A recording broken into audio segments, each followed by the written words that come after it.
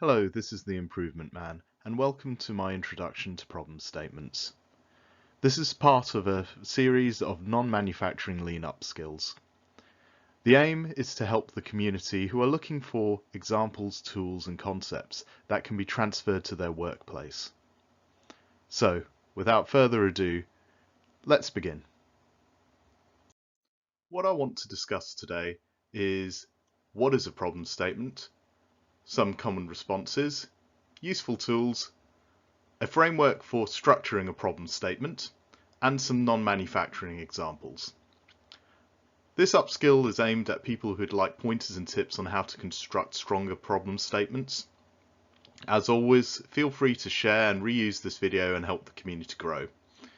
If you'd like to reach out, make contact, or ask a few questions, you can get me on helpmeimprovementman@gmail.com. I started with this because we should always end with this. Why should we care? So when people come to us with problems, be it in the workplace, at home, socially, it usually comes from a state of emotion rather than logic. And as such, I tried to put down what constitutes a problem in the vast majority of times it's related to us. So it usually comes in the form of, I've got this, there's a risk, or I've got a concern, and if we don't do this, this will happen. So that's how a problem could come to us. It also appears in a situation that's causing some grief to the individual. It's a question they can't answer or haven't been able to answer.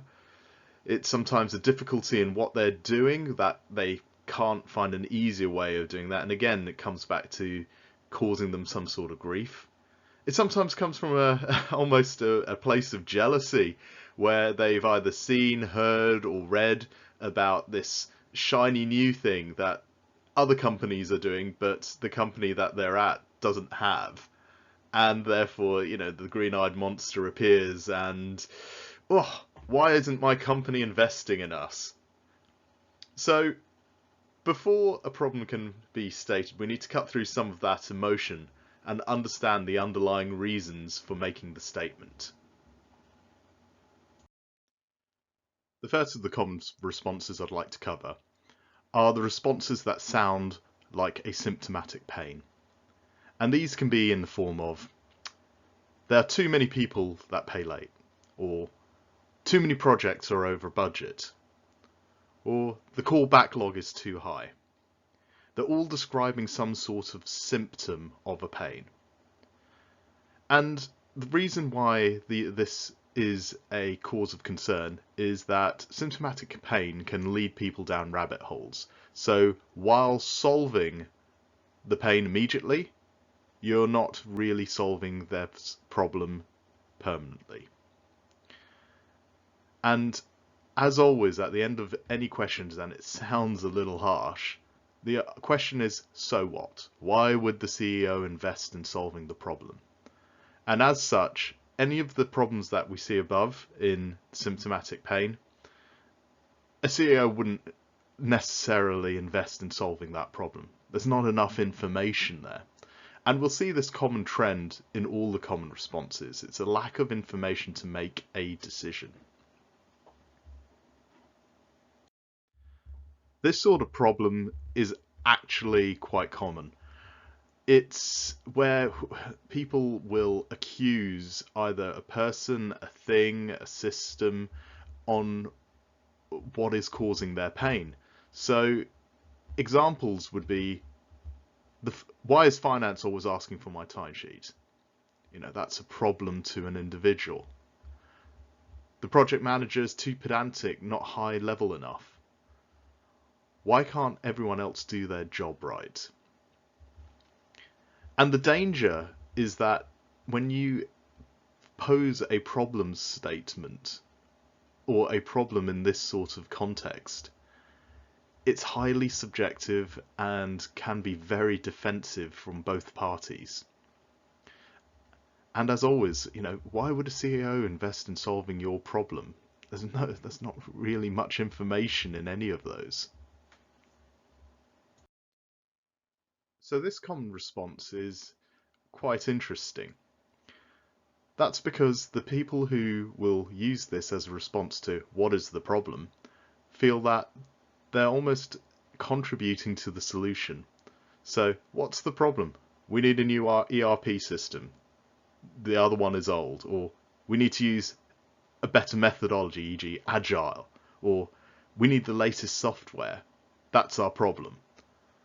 And this can be contributed almost to a part of the accusatory part where you blame something or someone and then stating an obvious solution. And the danger about this is that if you take it at face value, it can lead down some extremely expensive rabbit holes. And like the previous slides, so what? So what? Why do we need a new ERP system? Why would the CEO invest in solving that particular problem? All these statements are lacking a level of data that can help anyone make a decision or invest into it or try and solve that. So, how can you get more information from an individual who's giving you a problem? And I've put together a short list of some of the tools I think are really helpful for trying to dig a little deeper into understanding their problem a little more. Now, like all tools, I put a bit of a caution on them. And that is, in some methodologies, and I've experienced it firsthand, there are those that would say you must use your tool like this, and it has to be exactly like this. But we've all used a screwdriver to open and pry open something, or as a chisel, or as, in some cases, a knife to cut open things. And just because a tool was meant for a specific purpose does not mean it cannot be harnessed in different ways.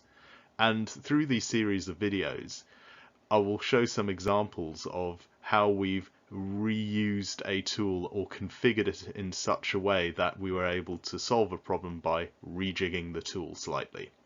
So as long as you get the outcome you want to get, nobody really cares how you use the tool, as more and more business become output focused rather than methodology focused.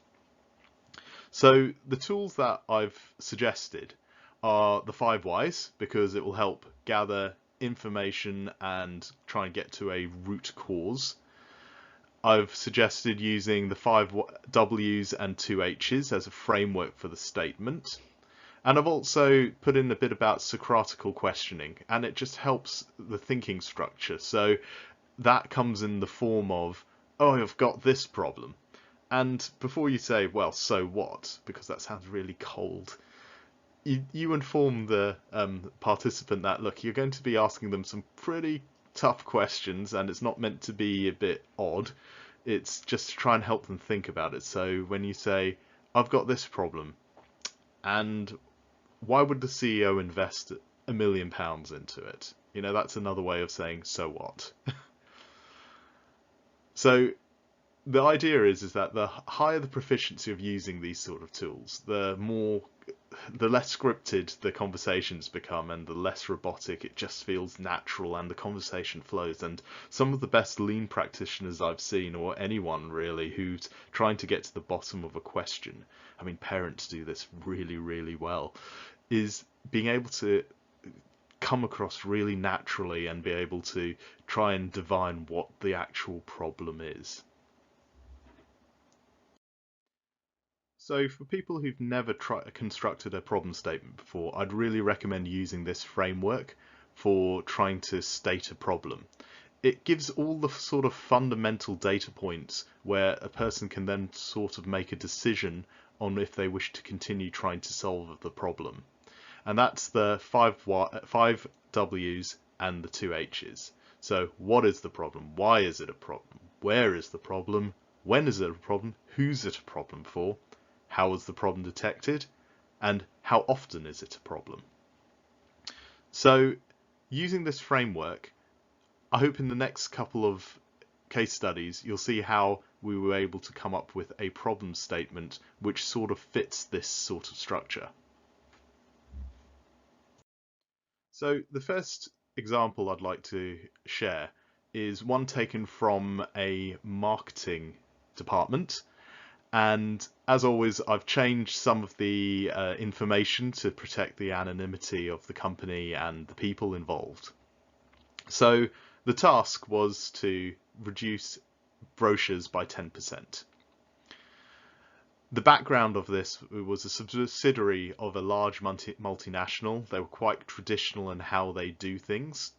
And being one of the largest, they've always done it that way, so why should they change? They get into almost that conceited, we're the biggest and therefore the best, so what we are doing must be right, which is a dangerous sort of place to stay on. Large amounts of brochures were produced, and they're roughly about, I think it was about €2 a copy. So they had roughly about €1 million worth of brochure stock that were produced year on year. And 250k of that was held in reserve before it would be distributed throughout the year, and it should have been fully distributed by the end of the year. Now, the interesting part was that the competitors were moving over to digital marketing and getting rid of most physical marketing, and the only physical things they would have would be maybe some point of displays or anything like that, or something to, in very short, sharp marketing campaigns where they would need a physical attribute to give to customers. Another thing that was strange in the background of this is that there was no accounting of how many were used or how many disposed of in each of the franchise stores. And no one could put a value on what the brochure meant to the customer. So if you're spending €1 million, you gotta know how much of that is going to be returned. The activity we undertook for this was, the first hurdle we saw was that it was in the ask, and the number 10%. It seemed too perfect a number, and why wasn't it 13? Why wasn't it 70?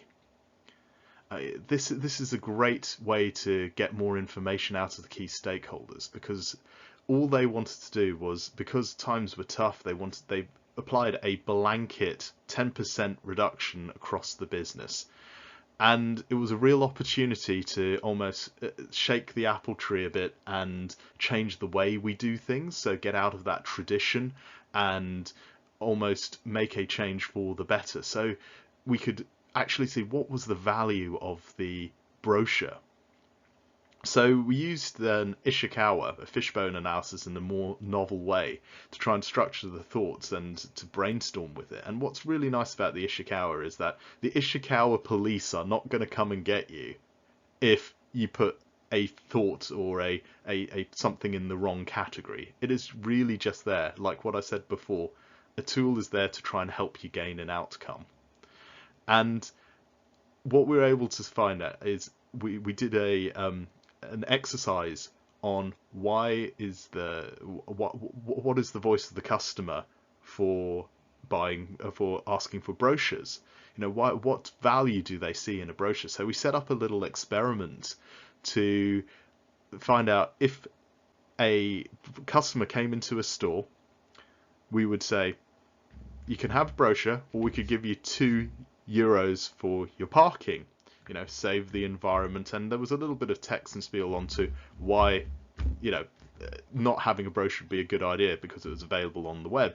And more often than not, the majority of people took the €2 for their parking and said, we're fine with this. We're going to go online and have a look at it. If you could just write down or print me a page of the thing we were looking at, we're happy to do that. So instantly you have a huge reduction in the amount of materials used, because people just wanted a page rather than an entire brochure, and they felt that they were doing their parts in saving the environment as well. So there was a lot of drive and a lot of push factors for why a customer would change over to not having a brochure.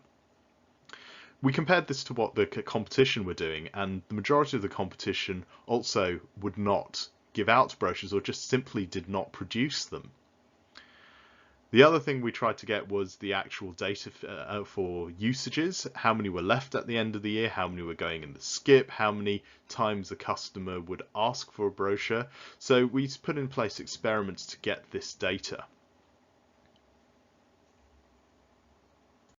So the results. The problem statement we constructed at the end of that period was we spend 80% too much on brochures in 20X. We were unable to track and trace where the brochures went, when they were delivered, and the value they were to the customers, the return per dollar spent, and we were charged for their disposal. Meaning that we have little or no data to make a decision. We were fundamentally afraid of making change and taking accountability for actions, which has led to a stagnation in leadership and thought. Now that's very different from, can you please reduce brochure spend by 10%? And through our actions, we were able to get data. We were able to find root causes of why people were afraid of making changes, why people just continued to buy brochures, why people continued to order brochures. And that comes to very much a cultural side of the business. We're able to set up processes to be able to track and trace to see when people would ask for a brochure. And the good news is that at the end of this project, they were able to significantly reduce the brochure count without impacting sales. And the manager who was leading this project got a promotion out of it and a Lean Six Sigma green belt. So the moral of this story, and why I chose this as an example, is that while it was a very simple ask of cut costs by 10%, actually when we actually find out what the problem really was, we were able to find so much more waste in that problem. And if we just had to solve the 10%, they would have missed out on the 80% of on 70% of spend that they could have potentially saved, which they did. And one of the things I often get asked is, does a problem statement only have to be a singular problem, or can it be multiple problems? And I pose this question back as almost a Socratical way. Does it matter? If the problem statement gets across the message that you're trying to give the wider business, the problem statement police aren't going to come and fine you for making a problem statement. At the end, it gives a lot of information on why this is a problem and why we should care about changing it. So on to our second case study. This one I chose because of the seniority level of how problems are given from the top and how they come down. And the CEO of this particular company said, we need agile, we need to move fast and make it happen. And you know, that's quite intimidating when someone like the CEO comes over and says, you know, I want this to happen, and it could be a just do it. But like the good corporate citizens that we are, and being lean practitioners and all, we need a little bit more information before we start. So the background of this was that it was a large multinational travel company. The regional CEO has real pressure with profits that year. And, you know, the causes of that, the profits this year, you know, hot weather, meaning people decided to stay at home. There was big sporting events where people, again, decided to stay at home rather than travel. You had airplanes falling out the sky, some real tragedies with the engineering on how things were done. And that made the EBITDA really particularly challenging. And couple that with high overhead costs, you know, grounded fleets and projects that are due to be delivered and have not been delivered yet, and therefore not having the desired outcome, meant that, again, that made it even more challenging for the EBITDA. And EBITDA is just another way of saying the profits. The CEO sees a new methodology and heard about Agile and likes the concept. Then made this statement to his management team. So that was sort of the background.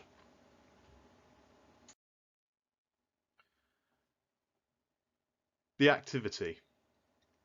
So, especially when you're talking to quite senior leadership, there's some handy hints here which I thought if anyone reading this is quite junior in their position or has confidence issues, they might be able to take some of these handy hints to try and help them have that conversation. And so the first one I'd say is know your audience. Is the person open to conversation or is quite hierarchical? And, even if they are quite short with their answer, it could be due to stress. And especially with people in C-suite, think macro. What would someone running a multi-million entity what would keep them up at night?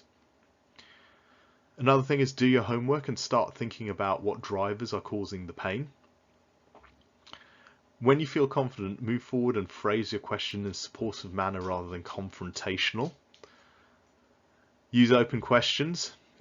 Nobody got fired for asking questions, but having said that, your political view or how you are perceived would definitely be diminished if you start asking really silly, quite straightforward ones.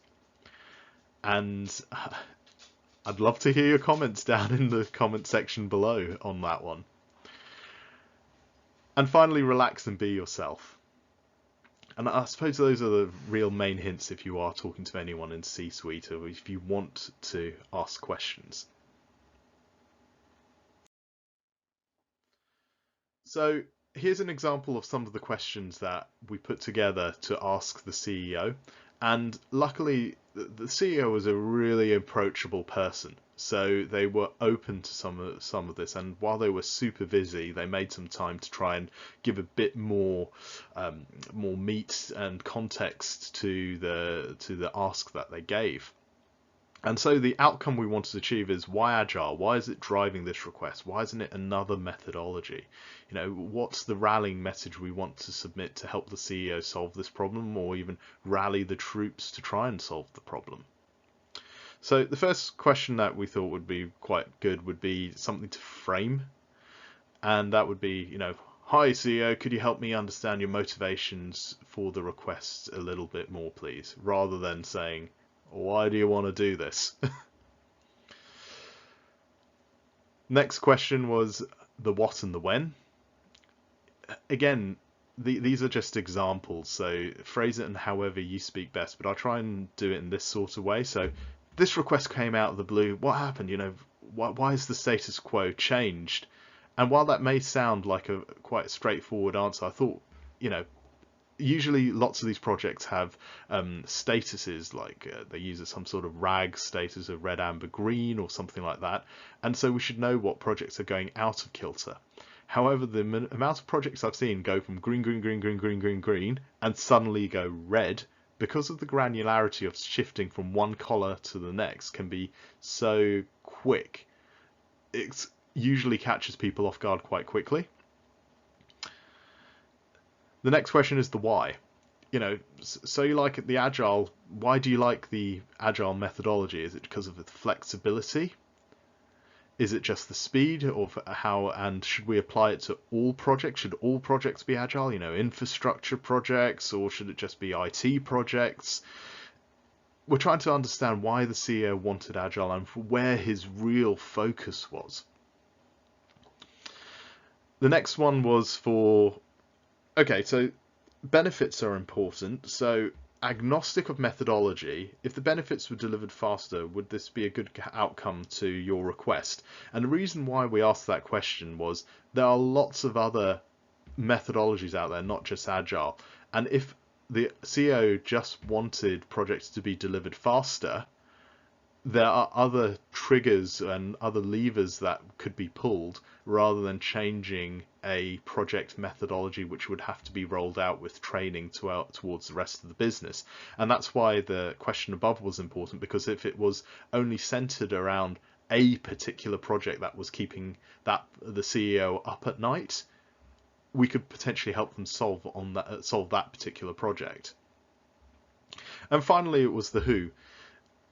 will this satisfy all the stakeholders, or are there any other requests or any other particular department which we could use more intensive care and support? So again, trying to find out where should we be aiming this problem at. So the result, the problem statement we came up with: in the last year, 50% of projects have been consistently late, particularly in the IT space, and are not delivering the intended benefits. We have spent X million and have not seen the return of Y million.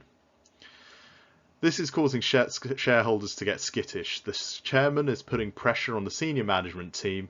External factors for our country are putting added pressure on our profitability. So that was the message, and the rallying cry went out to the rest of the business. Is this perfect? No. Could it be stronger? Absolutely. Was it enough to get started and the direction clear? Absolutely. So if you thought about what the original statement was, which was, we need agile, we need to get it done. Usually people would work better if they know why they are fighting for a cause. And this statement seems to sum that up better, rather than a top-down, you must do this.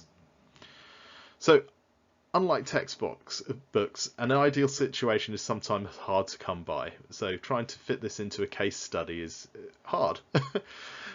Tools and frameworks and methodologies need to be adapted to the real world. And so that's what I've tried to show over the last two examples, is a non-conventional way of putting together problem statements for something that isn't a manufacturing